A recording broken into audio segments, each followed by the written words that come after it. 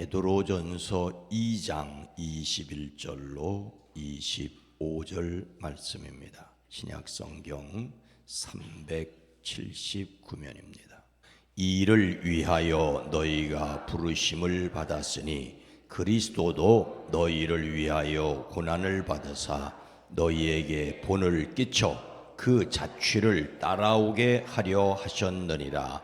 그는 죄를 범하지 아니하시고 그 입에 거짓도 없으시며 욕을 당하시되 맞대어 욕하지 아니하시고 고난을 당하시되 위협하지 아니하시고 오직 공의로 심판하시는 이에게 부탁하시며 친히 나무에 달려 그 몸으로 우리 죄를 담당하셨으니 이는 우리로 죄에 대하여 죽고 의에 대하여 살게 하려 하심이라. 그가 채찍에 맞음으로 너희는 나음을 얻었나니 너희가 전에는 양과 같이 길을 잃었더니 이제는 너희 영혼의 목자와 감독 되신 이에게 돌아왔느니라. 아멘. 오늘도 그리스도 예수 안에서 승리하시기를 주의 이름으로 축복합니다. 위대한 다윗이라고 부르지만 그의 인생은 결코 만만하지 않았습니다. 그의 인생 최대의 고난은 사랑하는 아들 압살롬의 반란이었습니다. 아버지 다윗은 아들 압살롬의 반란에 맞대결을 피하여 예루살렘을 비워놓고 물러나야 했습니다. 다윗이 예루살렘을 벗어나 가까운 마을에 이르렀을 때 갑자기 그 마을에서 어떤 사람이 튀어나왔습니다. 그 사람은 사울 집안의 친척으로 이름은 시므이였지요. 시므이. 그는 마을에서 나오면서 다윗에게 줄곧 저주를 퍼부었습니다. 다윗 왕의 모든 부하와 용사가 좌우에 서서 왕을 호위하고 가는데도 그는 다윗과 그의 모든 신하에게 계속하여 돌을 던지며 이렇게 소리쳤습니다. 영영 가거라, 이 피비린내 나는 살인자야, 이 불안당 같은 자야. 너희가 사울의 집안 사람을 다 죽이고 그의 나라를 차지하였으나 이제 하나님께서 그 핏값을 모두 너에게 갚으신다. 이제는 주님께서 이 나라를 너의 아들 압살롬에 넘겨주셨다. 이런 형벌은 너와 같은 살인자가 마땅히 받아야 할 재앙이다. 다윗은 사울 왕을 하나님의 기름 부으심을 받은 자로 여기고 자기 손으로 죽을 기회를 결코 사용하지 아니하였었습니다. 사울이 블레셋과의 전쟁에서 블레셋 사람들에게 죽임을 당하고 다윗이 이스라엘의 왕이 되자 사울 가문 사람들 중에 다윗에게 악한 감정을 품고 악하게 말하는 사람들이 있었습니다. 그 대표적인 사람이 바로 이 시므이였지요. 그는 압살롬의 반란이 하나님의 심판이라고 다윗을 모욕하였습니다. 이런 소리를 듣고 있던 다윗을 모시고 있던 아비새가 말하지요. 저 죽은 개 같은 놈이 어찌 높으신 임금님을 저주하는데 그냥 보고만 계십니까? 제가 당장 건너가서, 아마 그 골짜기가 있었으니까 그 골짜기를 건너가서 저놈의 머리를 잘라버리겠습니다. 아비새는 다윗이 당하는 모욕을 자신이 갚겠다고 나섰습니다. 이에 다윗이 자기의 모든 신하에게 말을 하지요. 생각해 보십시오. 나의 몸에서 태어난 자식도 나의 목숨을 노리고 있는데 이러한 때 저 하물며 저 베냐민 사람이냐 더 말해 무엇하겠어. 하나님께서 그렇게 하라고 시킨 것이니 그가 저주하게 내버려 두시오. 혹시 하나님께서 나의 이 비참한 모습을 보시고 오늘 시므이가 한 저주 대신에 오히려 나에게 좋은 것으로 갚아주실지 누가 알겠소. 아들의 배신 그리고 시므이의 저주. 이 안에서 다윗은 시므이의 모욕을 하나님이 갚아주실 것을 기대하였습니다. 그래서 참았습니다. 죄를 범하지 않고 거짓이 없으신 예수님께서 욕을 당하시면서도 어떻게 하셨다라고 오늘 성경은 말하고 있습니까? 욕을 당하시되 맞대어 욕하지 아니하시고 고난을 당하시되 위협하지 아니하시고 오직 공의로 심판하신 이에게 부탁하시며 친히 나무에 달려 그 몸으로 우리 죄를 담당하셨으니. 오늘 말씀은 복음서의 말씀이 아니라 사도 베드로의 이름으로 기록된 예수님의 고난의 기록입니다. 베드로는 예수님을 따라다녔지만 십자가의 고난을 이해하지 못하고 막으려고 나섰던 적이 있습니다. 그러나 성령의 임재를 통하여 예수님의 십자가를 깨달았습니다. 그리고 그 십자가를 전하기 위해 자신의 십자가를 졌습니다. 그리고 함께 십자가를 지자고 이렇게 권합니다. 바로 이것을 위하여 여러분은 부르심을 받았습니다.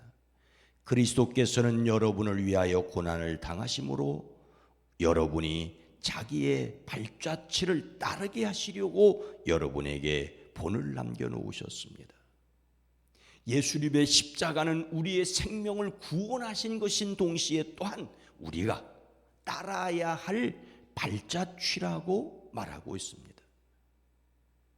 그런데 예수님께서 어떻게 고난을 겪으셨다라고 오늘 말씀은 기록하고 있습니까? 첫째로 죄를 지으신 일이 없고 그 입에 아무런 거짓도 찾아볼 수 없는 분으로서 고난을 당하셨습니다. 죄를 짓고 그 죄에 상응하는 고난이 아니라 죄를 짓지 않은 분이 당하는 고난이었습니다. 할 말이 없는 고난이 아니라 할 말이 있으신데 할 말을 하지 않으셨던 것이지요. 둘째로 욕을 당하시되 맞대어 욕하지 않으시며 당하시는 것이었습니다. 죄를 짓지 않고 애매한 고난을 겪는다면 맞대어 욕하실 수 있을 터인데 그렇게 하지 않으셨습니다. 셋째로 고난을 겪으시되 위협하지 않으셨습니다. 자기를 못 박는 사람들에게 저주를 퍼붓지 않으셨단 말씀이지요. 다만 넷째로 공의로 심판하시는 하나님께 부탁하셨습니다. 자신의 고난과 고난을 겪게 하는 모든 일들을 하나님의 뜻에 맡기셨습니다. 하나님의 공의로움이 자신을 살게 하실 것을 믿으셨습니다. 마지막으로 친히 나무에 달려 우리 죄를 담당하셨습니다. 죄 없으신 예수님께서 사람의 죄를 자기의 몸에 몸소 지시고 고난을 겪으셨습니다. 이것이 바로 예수님이 당한 고난의 모범이었습니다. 예수님께서 욕을 당하시되 맞대어 욕하지 않으시고 고난을 겪으신 이유가 무엇입니까? 24절로 25절 말씀을 함께 읽습니다. 이는 우리로 죄에 대하여 죽고 의에 대하여 살게 하려 하심이라. 그가 채찍에 맞음으로 너희는 나음을 얻었나니 너희가 전에는 양과 같이 길을 잃었더니 이제는 너희 영혼의 목자와 감독 되신 이에게 돌아왔느니라. 아멘. 죄 없으신 예수님께서 고난을 당하시되 그 고난에 맞대응하지 않고 마치 털 깎는 자 앞에서 잠잠한 양처럼 고난을 겪으신 이유가 무엇입니까? 모욕당하지 않으셔야 할 주님께서 그렇게 모욕당하시며 견디셨던 이유는 그것은 우리가 죄에서 죄는 죽고 의에는 살게 하시려는 것입니다. 예수님의 십자가 고난은 인류의 죄를 대신 지시는 것이었습니다. 죄 없으신 분이시기에 세상 죄를 짊어지실 수가 있으셨습니다. 우리는 예수님의 십자가의 의미를 분명히 알아야 합니다. 우리로 죄에 대하여 죽고 의에 대하여 살게 하시려는 것입니다. 하나님이 사람이 되어 이 세상에 오시되 동정녀 마리아를 통하여 여자의 후손으로 세상에 오신 것은 죄 없으신 분이 세상 죄를 홀로 지시기 위해서였습니다. 예수님의 십자가를 믿는다는 것은 예수님께서 십자가에서 돌아가셨다는 것을 믿는 것이 아니라 예수님께서 십자가에서 돌아가실 때 나도 함께 죽고 내 죄도 함께 죽었다는 것을 믿는 것입니다. 이것은 하나님의 은혜로 믿어지는 것입니다. 함께 죽었기에 함께 사는 것입니다. 예수님과 함께 나의 죄도 십자가에서 죽었고 예수님과 함께 나도 다시 살아난 것을 믿습니다. 그래서 담대하게 선언합니다. 그가 매를 맞아 상함으로 여러분이 나음을 얻었습니다.